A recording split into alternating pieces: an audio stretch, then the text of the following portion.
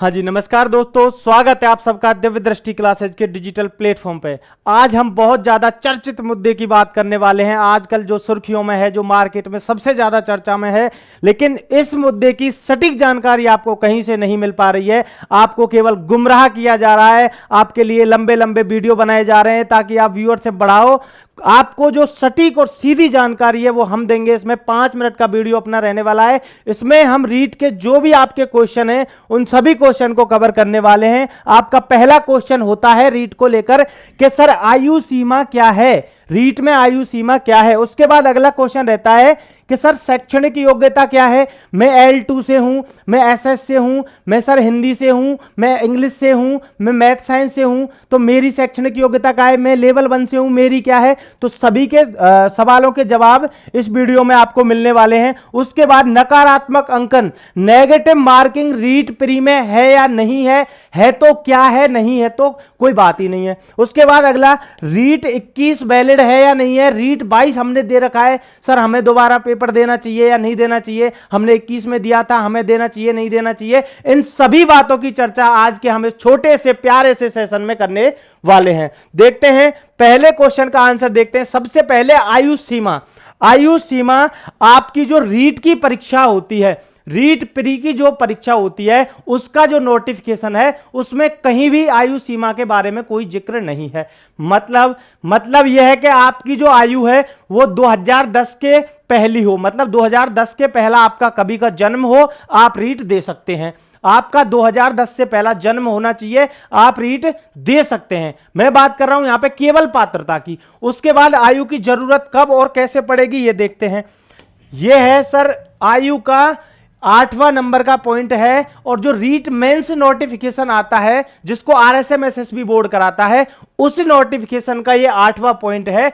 इसमें clearly mention है जो रीट मेंस के फॉर्म भरते हैं, ये तो आपका रीट प्री है। उसके बाद जो आपकी मेंस मुख्य परीक्षा होगी, मुख्य परीक्षा के जो फॉर्म भरेंगे उसकी जो लास्ट डेट होगी उससे पहले या उसमें आपको एक डेट पर्टिकुलर दे देंगे कि भाई 1 जनवरी 2025 मांग रहे हैं, हम तो 1 जनवरी 2024 मांग रहे हैं, 1 जुलाई 2025 मांग रहे हैं। जो भी वो डेट रीट मेंस के नोटिफिकेशन में देंगे उसके अकॉर्डिंग आपकी रीट मेंस में बैठने के लिए 18 वर्ष की आयु होनी चाहिए। मतलब अगर आपको रीट की मुख्य परीक्षा में बैठना है, अगर आपको शिक्षक बनना है, उस समय आपकी जो आयु है वो 18 वर्ष होनी कंपलसरी है।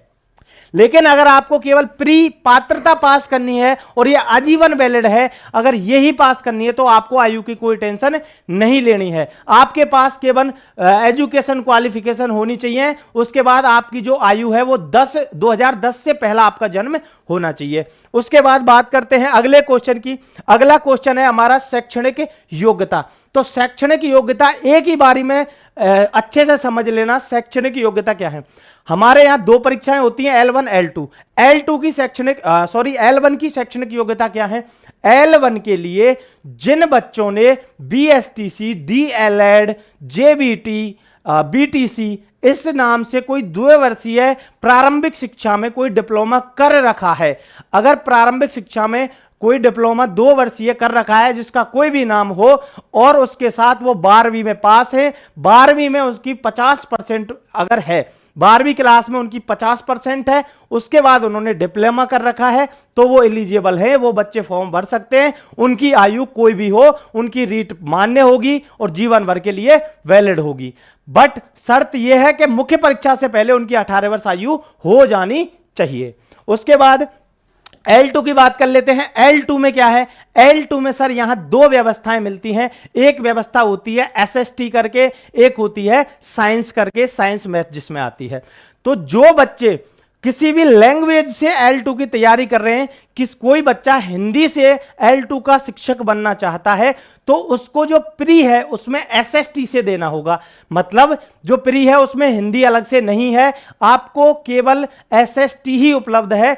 तो जो भी भाषा हो, इंग्लिश से दे रहा हो, हिंदी से दे रहा हो, आपको SST से ही फॉर्म भरना होगा। उसके बाद जो मैथ साइंस वाले हैं उसको मैथ साइंस से भरना होगा। ये हो गई L2 की।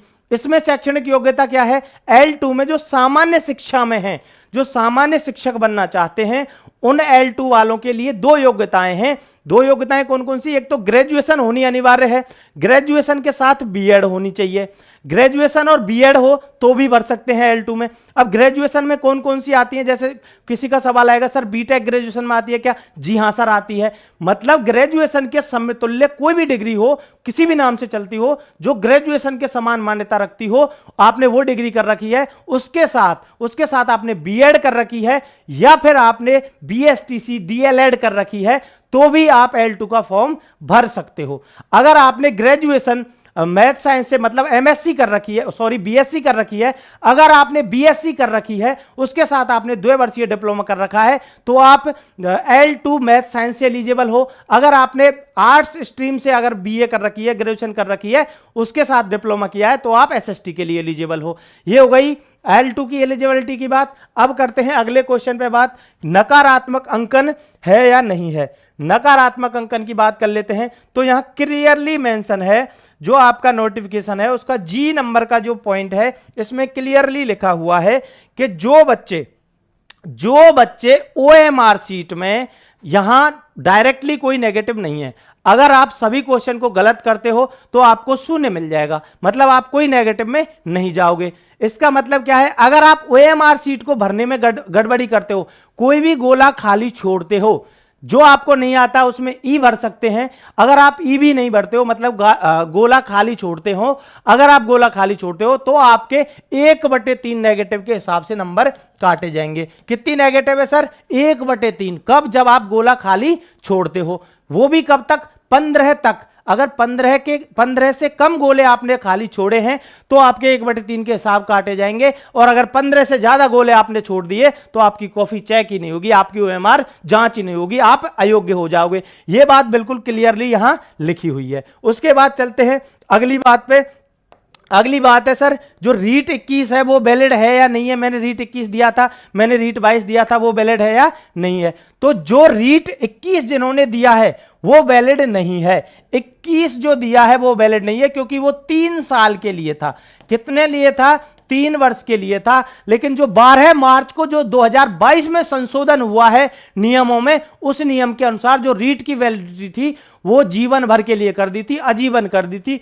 तो जिन बच्चों ने 22 में दिया है वो एलिजिबल हैं, उनको देने की कोई जरूरत नहीं है। वो चाहे तो दे सकते हैं, अपनी संतुष्टि के लिए दे सकते हैं, लेकिन बोर्ड ये नहीं कहता कि आपको करना जरूरी है। जिन्होंने 22 में दिया है वो वैलिड है, उनको देने की कोई जरूरत नहीं है। जिन्होंने 22 से पहले कभी रीट पास किया था उनको दोबारा से देने की आवश्यकता होगी। यह बात इसमें क्लियरली लिखी हुई है। जो आपका जो यह है सर्टिफिकेट 22 वाला, इसमें लिखा है the eligibility certificate is valid for life time from the date of issue. जब से ये इश्यू हुआ है उससे लाइफ टाइम ये वैलिड रहेगा। ये 22 वालों के लिए, और 21 वालों को क्या है? दोबारा देना होगा। 21 वालों को दोबारा देना होगा। ये आपके आज के क्वेश्चन थे। आज आपके जो भी क्वेश्चन थे, इन सभी क्वेश्चन के आंसर आपको मिल गए होंगे। अभी सभी बच्चे अपने मन लगाकर ध्यान से अपनी पढ़ाई स्टार्ट कर दें। अभी भी जो नहीं जागे हैं वो जाग जाएं, और आपके लिए जो साइकोलॉजी की जो प्रैक्टिस सेट की क्लास है वो अपनी दिव्य दृष्टि टीचर्स चैनल पे डेली होती है, और आप उस क्लास को एक बार ज्वाइन करें और अच्छे से आराम से अपनी तैयारी को कंटिन्यू करें। मिलते हैं अगले सेशन में। Thank you.